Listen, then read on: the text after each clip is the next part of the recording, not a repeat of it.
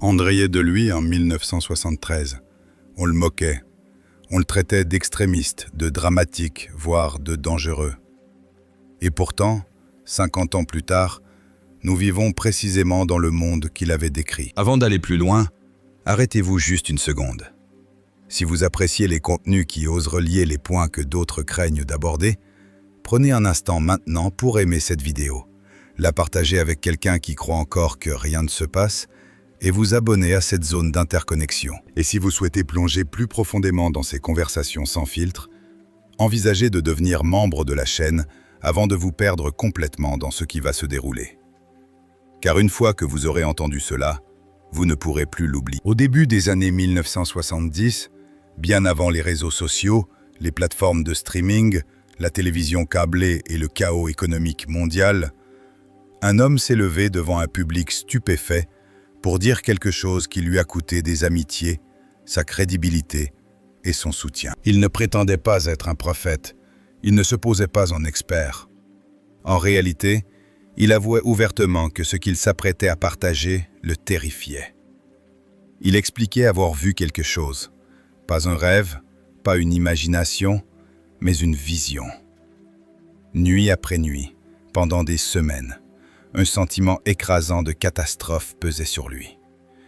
Une conscience suffocante que quelque chose se brisait sous la surface d'une nation qui se croyait intouchable. Il la décrivait comme un avertissement de Dieu, non pas pour un avenir lointain, mais pour des conséquences déjà en marche.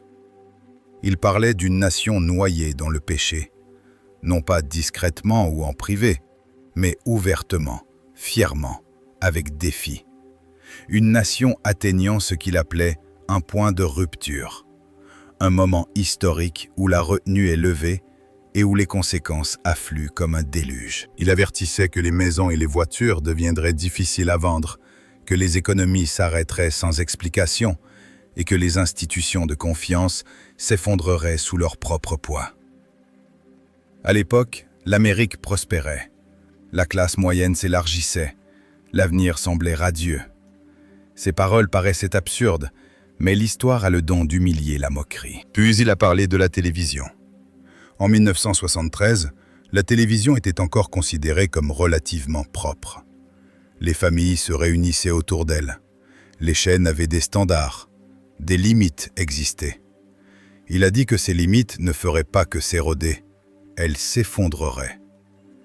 Il a averti d'un déluge imminent de contenus immondes, si graphique et moralement corrosif qu'on aurait l'impression que l'enfer lui-même avait trouvé une fréquence de diffusion. Il affirmait que le diable serait glorifié ouvertement, que la nudité apparaîtrait en prime time et que ce qui était autrefois caché serait célébré. Il évoquait l'avertissement ancien prononcé par Nahum, non comme une métaphore, mais comme un schéma qui se répète. Quand la retenue est levée, la souillure ne s'infiltre pas goutte à goutte, elle se déverse. Et il a ajouté quelque chose de glaçant. Dieu ne crée pas la souillure. Mais quand un peuple la réclame, quand il la réclame à corps et à cri, quand il la normalise, la barrière qui la retenait est levée. Et ce qui entre n'est pas un divertissement neutre. Cela remodèle les esprits, les désirs et les identités. Les gens riaient. On le traitait d'obsédé, de dépassé, d'alarmiste. Mais regardez autour de vous aujourd'hui. Avant que les algorithmes de streaming ne curatent les désirs, avant que le contenu explicite ne soit à un clic, avant que le choc ne devienne une monnaie d'échange, posez-vous honnêtement la question. Ces paroles étaient-elles exagérées ou simplement en avance? Ce n'était pas la fin de son avertissement.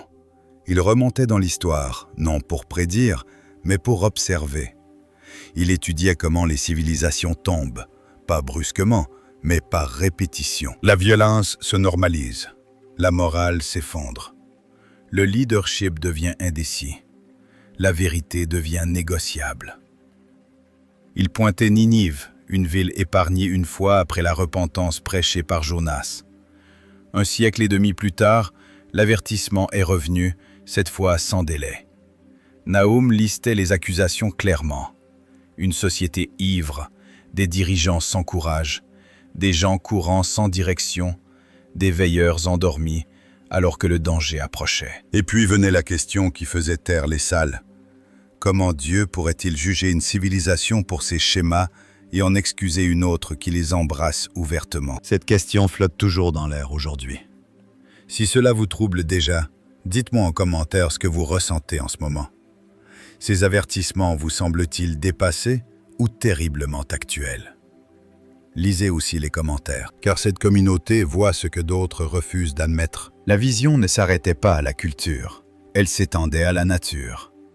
Il disait que la Terre elle-même commencerait à répondre, non pas au hasard, non par coïncidence, mais comme des douleurs de l'enfantement qui s'intensifient en fréquence et en force. Séismes, sécheresses, inondations, tempêtes qui défient les archives historiques. Le temps ne suit plus les cycles sur lesquels l'humanité comptait autrefois. À l'époque, l'effondrement environnemental n'était pas un sujet quotidien. Aujourd'hui, il domine les gros titres. Il décrivait la famine non comme une tragédie locale, mais comme une menace mondiale.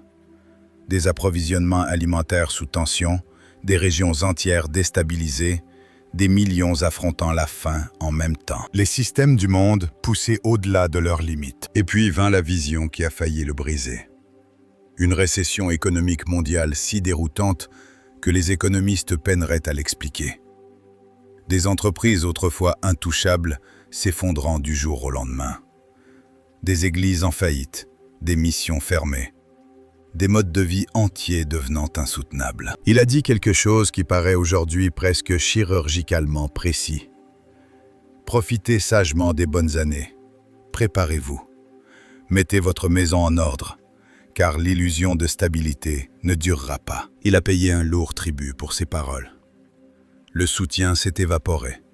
Les amis se sont éloignés. Même les plus proches se demandaient s'il n'était pas allé trop loin. Il s'est remis en question. Il a lutté avec le doute.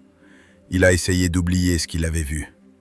Mais la vision revenait, plus forte, plus claire, plus insistante. Et ce soir, en écoutant cela, la question n'est plus de savoir s'il avait raison. La question est, combien reste-t-il encore à se déployer? Des avertissements descendent encore plus profondément, vers la persécution, vers la foi mise à l'épreuve, vers un basculement religieux mondial que peu sont prêts à reconnaître pour ce qu'il est vraiment. Ce qui le terrifiait le plus n'était ni la famine, ni les tremblements de terre, ni même l'effondrement économique. Ce qui l'ébranlait au plus profond de son être, c'était ce qu'il disait arriver pour ceux qui croient vraiment. Il affirmait que la persécution n'arriverait pas d'abord avec le visage de la brutalité. Elle ne surgirait pas avec des chars et des chaînes. Elle viendrait discrètement, subtilement, presque poliment. Elle surviendrait à un moment où la liberté religieuse semblerait plus forte que jamais. Les églises continueraient de se réunir, la musique d'adoration continuerait de retentir. Les sermons continueraient d'être prêchés, et pourtant, quelque chose serait fondamentalement différent. Il disait que les paroles de Jésus commenceraient à résonner avec une clarté effrayante, des paroles prononcées il y a longtemps, écartées comme symboliques, devenant soudain douloureusement littérales. Lorsque Jésus a dit que le monde haïrait ceux qui n'en faisaient pas partie, il ne parlait pas en poésie. Il décrivait un schéma. Il citait directement le Christ, rappelant aux auditeurs que le serviteur n'est jamais plus grand que son maître. Si le monde l'a rejeté, il rejettera aussi ceux qui portent son nom sans compromis. Et ce rejet, avertissait-il, ne viendrait pas seulement d'ennemis évidents, il viendrait de l'intérieur même des institutions autrefois considérées comme sûres. Il expliquait que le but de cette persécution serait la séparation, non la punition, non la destruction, mais la séparation. Une ligne de partage serait tracée entre ceux qui se contentent de parler le langage de la foi et ceux qui la vivent réellement, entre ceux qui apprécient la religion et ceux qui s'y abandonnent. Il affirmait que les jours du christianisme nonchalant étaient comptés. C'est cette partie qui a le plus irrité les gens. Il parlait de croyants qui affichaient des signes extérieurs de spiritualité, mais restaient intérieurement inchangés. Il disait que la pression à venir exposerait les contradictions que le confort avait permis de tolérer. Tous ceux qui revendiquaient la foi ne resteraient pas quand cela commencerait à coûter quelque chose. Il rappelait les paroles adressées à Timothée. Tous ceux qui veulent vivre pieusement en Jésus-Christ seront persécutés.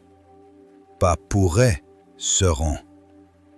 Si cette affirmation vous trouble, faites une pause ici et dites-moi en commentaire si vous pensez que la foi aujourd'hui coûte encore quelque chose. Et si elle ne coûte rien, demandez-vous pourquoi. Puis il a prononcé quelque chose qui semblait impossible dans les années 1970. Il a dit qu'une folie persécutrice était en route. Pas localisée, pas temporaire, mais mondiale. Il la décrivait comme une force aux multiples têtes qui s'élevait lentement, s'infiltrant dans les systèmes de pouvoir, gouvernement, médias, éducation, structures judiciaires.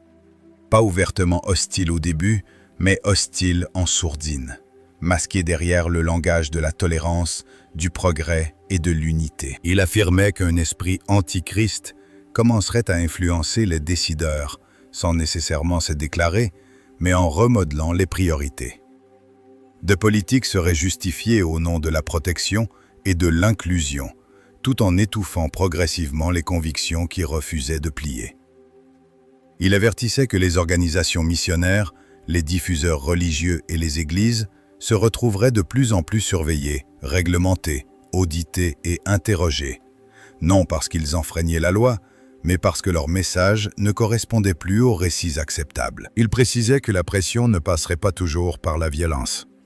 Souvent, elle viendrait par la paperasse, les délais judiciaires, les restrictions de financement et les exigences de conformité interminables, conçues pour épuiser plutôt que pour emprisonner. Et puis il a évoqué quelque chose de plus vaste, une consolidation religieuse mondiale, une super église mondiale. Quand il a dit cela, les gens ont carrément cessé d'écouter. Cela paraissait trop complotiste, trop dramatique, trop invraisemblable. Il décrivait un avenir où les différences théologiques seraient mises de côté, non au nom de la vérité spirituelle, mais du pouvoir politique. Il disait que les mouvements protestants libéraux et l'institution catholique romaine s'orienteraient vers une coopération, d'abord par des causes humanitaires, puis par l'influence politique. La charité deviendrait le pont, la justice sociale, le langage, la crise mondiale, la justification. Extérieurement, cette union paraîtrait compatissante, unie et en quête de paix. Elle parlerait sans cesse d'amour, de tolérance et de dignité humaine.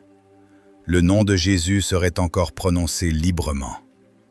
Mais il avertissait que ce qui semble spirituel n'est pas toujours divin. Il affirmait que cette super-église serait spirituelle en apparence, mais politique dans son fonctionnement. Ses dirigeants parleraient de miracles tout en manœuvrant pour gagner de l'influence. Ils appelleraient à l'unité tout en exigeant la soumission. Ils prêcheraient la compassion tout en qualifiant la dissidence d'extrémisme dangereux. C'est à cet endroit que sa voix, paraît-il, s'est mise à trembler. Il disait qu'une chaîne mystérieuse d'événements accélérerait ce mouvement juste au moment où il semblait s'essouffler. Des concessions seraient faites discrètement de tous côtés. L'autorité serait redéfinie. Le leadership serait reframé non plus comme un mandat divin, mais comme une gouvernance nécessaire pour la stabilité mondiale.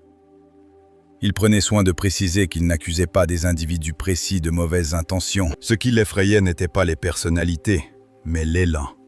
Des systèmes créés pour servir commenceraient à contrôler. Puis venait l'une des parties les plus controversées de la vision. Il affirmait que cette super-église mondiale affirmerait pleinement des modes de vie que l'Écriture avait historiquement contestés. L'homosexualité et l'identité lesbienne ne seraient pas seulement acceptées, mais célébrées au sein même du leadership religieux. Des membres du clergé vivant ouvertement ces modes de vie seraient élevés, non corrigés. Il disait que des congrégations entières se formeraient autour de l'identité plutôt que de la repentance. Que l'éducation religieuse des enfants normaliserait ce que les générations précédentes considéraient incompatible avec la foi. Le tout justifié par le progrès, la compassion et l'amour. Il affirmait que la frontière entre le Créateur et la création s'estomperait. L'adoration glisserait subtilement de la révérence vers l'expression de soi. L'expérience émotionnelle remplacerait la transformation. Et puis il a dit quelque chose de glaçant. Quand l'humanité adore la créature plus que le Créateur, Dieu finit par les livrer à leurs désirs, non comme approbation, mais comme conséquence. Les esprits se fractureraient, la confusion se multiplierait, l'identité elle-même deviendrait instable. Si cela vous met mal à l'aise, c'est voulu. Dites-moi en commentaire si vous pensez que l'acceptation sans transformation est de l'amour ou de l'abandon. Il avertissait que cette super Église commencerait à expérimenter des pratiques spirituelles autrefois clairement rejetées. Des concepts occultes seraient adoucis, le mal rebaptisé, les ténèbres réinterprétées comme une énergie mal comprise. Des séances de spiritisme remplaceraient les réunions de prière dans certains milieux. Le mysticisme serait commercialisé comme illumination. Il disait que des ministres qui s'éloigneraient de l'intimité avec Christ deviendraient fascinés par un pouvoir interdit et que Satan, se présentant comme un ange de lumière, tromperait beaucoup, peut-être même ceux qui semblaient autrefois solides. Puis sa vision a basculé à nouveau, cette fois vers les médias. Il affirmait que la diffusion chrétienne connaîtrait une brève floraison, puis ferait face à une opposition intense. Système de classification, comité de surveillance, pression réglementaire. Il disait qu'un mouvement émergerait pour déterminer quel message religieux était acceptable pour le public. Il avertissait que les portes actuellement ouvertes commenceraient à se refermer lentement, légalement, implacablement. Il affirmait que Satan attaquerait ses ministères par des procès, des problèmes fiscaux, des difficultés de licence et une bureaucratie sans fin. Pas tout d'un coup, mais suffisamment pour drainer les ressources et faire taire les voix. Son message à ceux qui œuvraient dans les médias était urgent. Travaillez pendant qu'il fait encore jour, car la nuit vient. Maintenant, la vision se tourne vers Hollywood, l'éducation et l'effondrement de l'autorité morale. Et c'est là que les avertissements deviennent impossibles à ignorer. Il disait que l'attaque ne s'arrêterait pas aux églises. Elle s'étendrait aux histoires que les gens consomment, aux images qu'ils absorbent, aux blagues auxquelles ils rient sans réfléchir. Hollywood, avertissait-il, ne se contenterait pas de s'éloigner de la foi. Il se retournerait activement contre elle. Il affirmait que les cinéastes représenteraient de plus en plus les revivalistes, les pasteurs et les évangélistes comme des caricatures, cupides, manipulateurs, charlatans instables mentalement vêtus de costumes, vendant de l'espoir pour du profit. Le sacré serait réduit à un spectacle, et les fidèles deviendraient des punchlines. En même temps, les ténèbres seraient rebaptisées « profondeur ». Les thèmes occultes ne seraient plus présentés comme dangereux, mais intrigants. La sorcellerie serait stylisée, la magie esthétisée, l'imagerie satanique dépouillée de sa menace et réécrite comme « empowerment ». Le mal ne paraîtrait plus terrifiant, il paraîtrait à la mode, et les spectateurs applaudiraient. Il disait que ce n'était pas du storytelling accidentel, c'était du conditionnement. Puis il a parlé de la comédie télévisée, et c'est là que l'avertissement devient presque insoutenable avec le recul. Il affirmait que les scénaristes deviendraient de plus en plus audacieux, que la moquerie s'intensifierait lentement au début, déguisée en humour inoffensif, des blagues sur Dieu, des blagues sur Jésus, des blagues sur la croix. Pas des blagues rageuses, mais des blagues malignes, sarcastiques. Des blagues conçues pour éroder la révérence sans déclencher de résistance.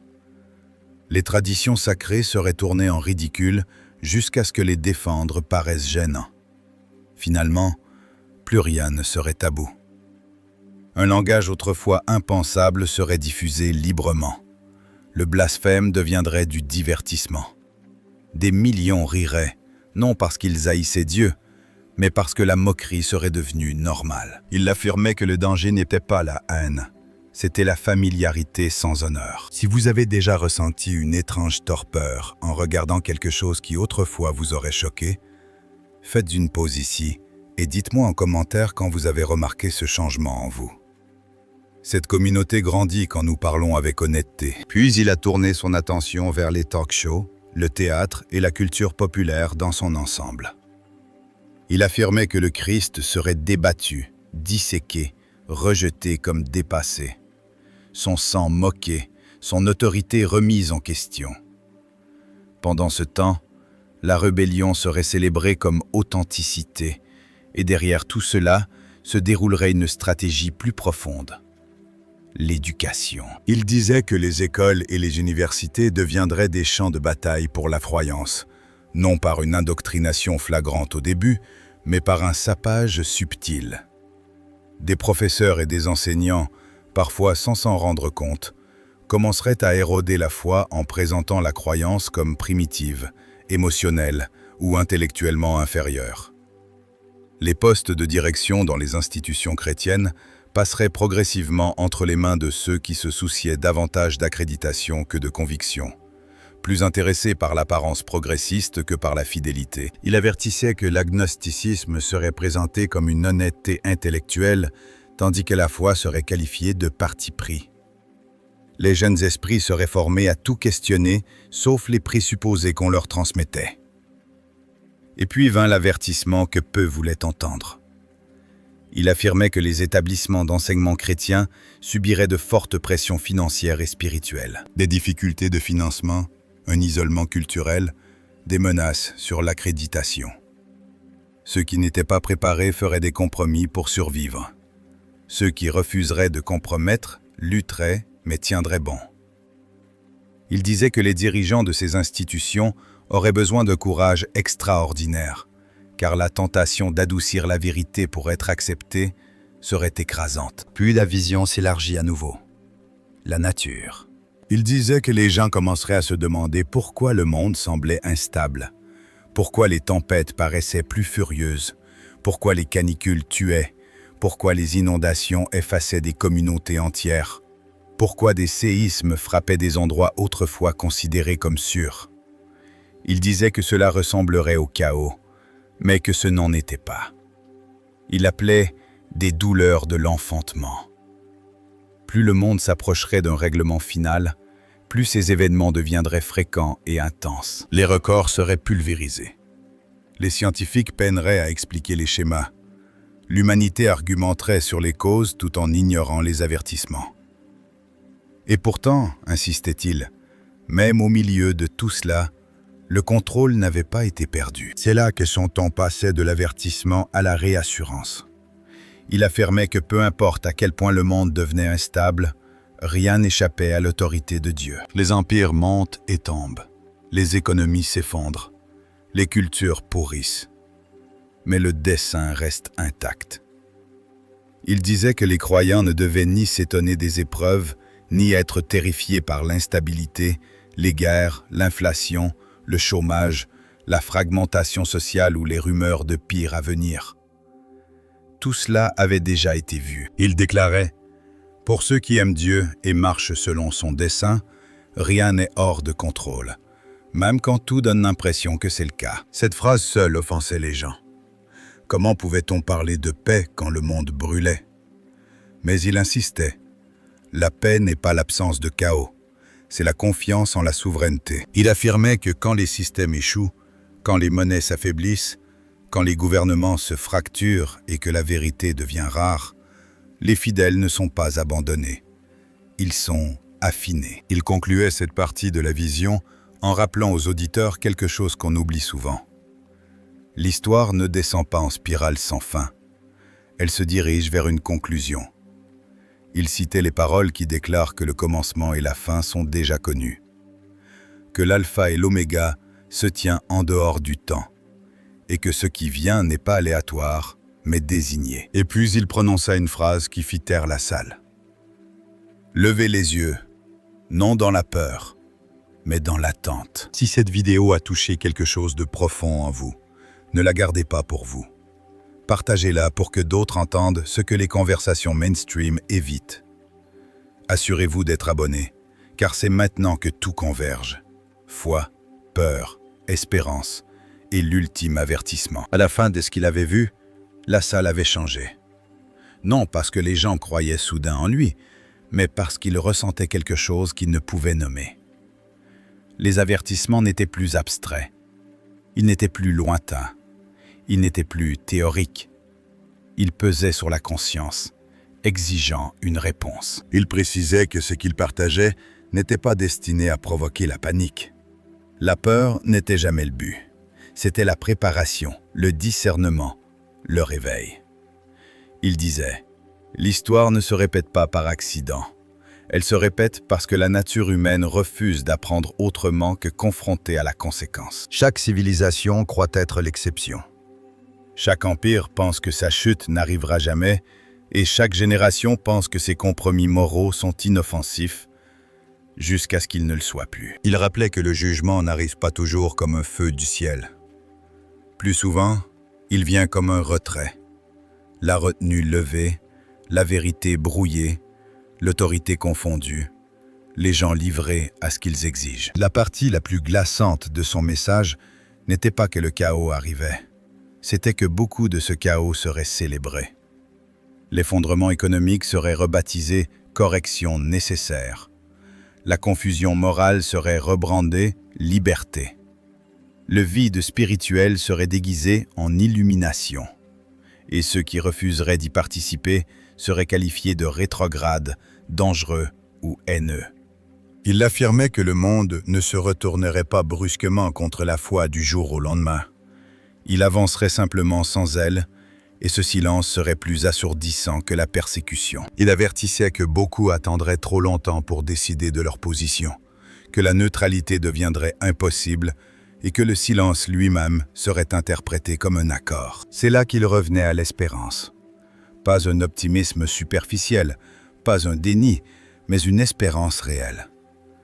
Il disait que peu importe à quel point le monde paraît sombre, l'issue est déjà écrite. Les nations montent, les nations tombent, les mouvements surgissent et s'effondrent. Mais la vérité ne négocie pas avec le temps. Il déclarait « Dieu n'a jamais perdu le contrôle de l'histoire. Pas une seule fois, ni pendant les guerres, ni pendant les pestes, ni pendant les effondrements, et pas maintenant. » Il rappelait que la foi n'a jamais été destinée à être confortable. Elle était destinée à être résiliente, que les croyants n'étaient pas appelés à fuir le monde, mais à y rester inébranlables. Puis il prononça les mots qui résonnent encore des décennies plus tard. Que le dollar s'effondre, que les récessions arrivent, que l'inflation grimpe, que les guerres fassent rage et que les rumeurs se multiplient. Rien de tout cela ne change ce qui a déjà été décidé. Il affirmait que les fidèles n'avaient pas été promis la facilité, mais une sécurité au-delà des systèmes. Que même quand tout ce qui est visible s'écroule, rien d'éternel n'est touché. Il concluait en pointant au-delà de la peur, au-delà de l'effondrement, au-delà de la persécution, vers quelque chose dont le monde parle rarement aujourd'hui. Une fin, non pas une annihilation, mais un achèvement. Il citait les paroles qui déclarent que celui qui était, qui est et qui vient se tient au commencement et à la fin. Que l'histoire se dirige vers un moment de résolution, non de chaos. Que ce qui ressemble à un effilochage est en réalité une convergence. Et puis il le dit. Certes, je viens bientôt. Ces mots n'étaient pas destinés à terrifier. Ils étaient destinés à réveiller les gens. Maintenant, la question n'est plus de savoir si sa vision a été moquée. C'est de savoir si nous nous reconnaissons à l'intérieur. C'est là que vous intervenez. Si cette vidéo a remué quelque chose en vous, ne passez pas en silence. Partagez vos pensées en commentaire. Pensez-vous que ces avertissements étaient prophétiques ou simplement un miroir tendu à la nature humaine? Votre voix compte ici. Si vous êtes resté jusqu'au bout de la vidéo, assurez-vous d'être abonné à la zone d'interconnexion, car cette chaîne existe pour les conversations que la plupart des plateformes préféreraient étouffer. Likez cette vidéo pour qu'elle dépasse ce cercle. Partagez-la avec quelqu'un qui croit encore que rien ne se passe. Et si vous voulez soutenir directement ce travail, envisagez de devenir membre de la chaîne ou de laisser un super merci. Ce n'est pas seulement un soutien pour une vidéo, c'est un soutien pour la recherche de vérité sans filtre. Hypions ce message ensemble. Les algorithmes ne décident pas de ce qui compte. Les gens le font. Jusqu'à ce que la prochaine connexion se révèle. Restez vigilants, restez ancrés, restez curieux. Ici, dans la zone d'interconnexion, les avertissements, les schémas et l'histoire entrent en collision.